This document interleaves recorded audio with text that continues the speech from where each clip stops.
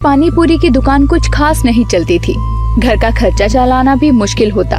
साथ ही दीपू की पढ़ाई लिखाई को लेकर भी मंजू परेशान ही रहा करती। बच्चों की पढ़ाई लिखाई है, घर का खर्चा है, लेकिन कितने दिन तुम ये पानी पूरी की दुकान लगाकर घर परिवार चलाओगे? कुछ तो सोचो।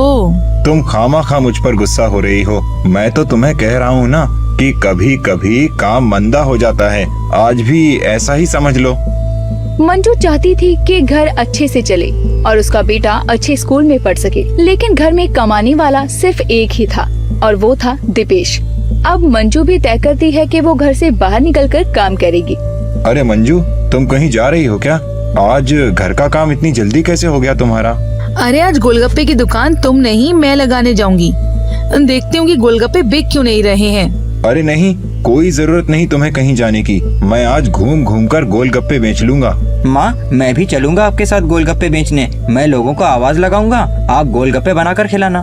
कहीं जाने की जरूरत नहीं है। तू भी अपनी बाप की तरह बड़ा होकर गोलगप्पे बेचेगा या फिर पढ़ लिख कर अफसर बनेगा? माँ, अफसर लोग भी मेहनत करके यहाँ तक पहुँच पाते हैं ना। अभी चलो हम लोग गोलगप्पे बेच कर आते हैं, उसके बाद मैं पढ़ाई भी करूँगा। नहीं नहीं, तुझे कहीं भी जाने की जरूरत नहीं है, समझा ना तू? मंजू और दीपेश में बातचीत हो रही थी। तभी वहाँ उसकी पड़ोसन रजनी आ जाती है और रजनी मंजू को दीपू को डांटते हुए देखती है। अरे मंजू, क्या बात हो गई? छोटे से बच्चे को क्यों डांट रही है? अरे रजनी भाभी, दादू नहीं तो और क्या करूं? देखो ना, पढ़ने लिखने के बजाय अपने बाप की तरह गोलगप्पे बेचने की जिद कर रहा है। अरे बच्चा ही तो है, ले जा साथ में, मन बहल जाएगा थोड़ा सा।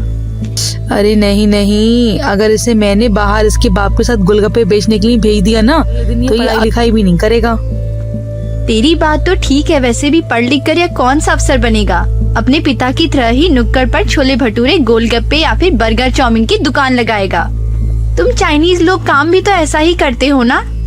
रजनी भाभी, मैं आपकी बहुत इज्जत करता हूँ, लेकिन आप मेरे बेटे के बारे में कुछ भी गलत मत बोलो। अरे ठीक है दीपेश, नहीं बोलती।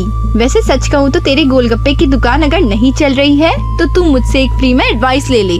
अरे हाँ रजनी भाभी, मैं कहती हूँ कि गोलगप्पे की दुकान बंद करके जमींदार के खेतों में काम करके ये 2 पैसे कमा के घर में ले आए, लेकिन ये आदमी है कि बस सुनता ही नहीं है। सच में मैं तो कहती हूँ मोमोज की दुकान लगा ले दीपेश तू।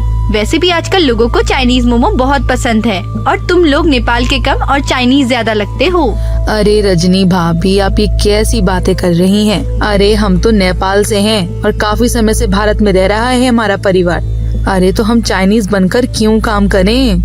रजनी तो वहाँ से चली जाती है, लेकिन दीपेश के दिमाग में रजनी की बातें बैठ जाती है। अब दीपेश अपने गोलगप्पे की दुकान को अगले ही दिन बदलवा लेता है और अपने ठेले पर पोस्टर लगाता है, चाइनीज गोलगप्पे वाला। अरे क्या बात है, आज तो सारे गोलगप्पे बिक चुके हैं। अरे और आपने गोलगप्पे के ठेले का नाम क्यों चेंज कर दिया? मैंने आपको कहा था ना, हम चाइनीज नहीं हैं, लोग हमें गलत नाम देंगे। लेकिन तुम्हें शायद पता नहीं मंजू, इसी नाम की वजह से तो आज गोलगप्पे बिके हैं। लगता है रजनी भाभी ने जाने अनजाने में हमें सही आइडिया दिया। अरे लेकिन अगर लोगों ने हमें सचमुच चाइनीज समझ लिया तो हमारे लिए दिक्कत भी तो होगी ना। आपको तो पता है उनका खान पान कैसा होता है।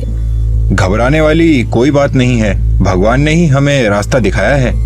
दीपेश अपने गोलगप्पे की दुकान का नाम चेंज करवा लेता है, लेकिन वो आने वाली मुसीबत से अब तक अवगत नहीं था। जैसे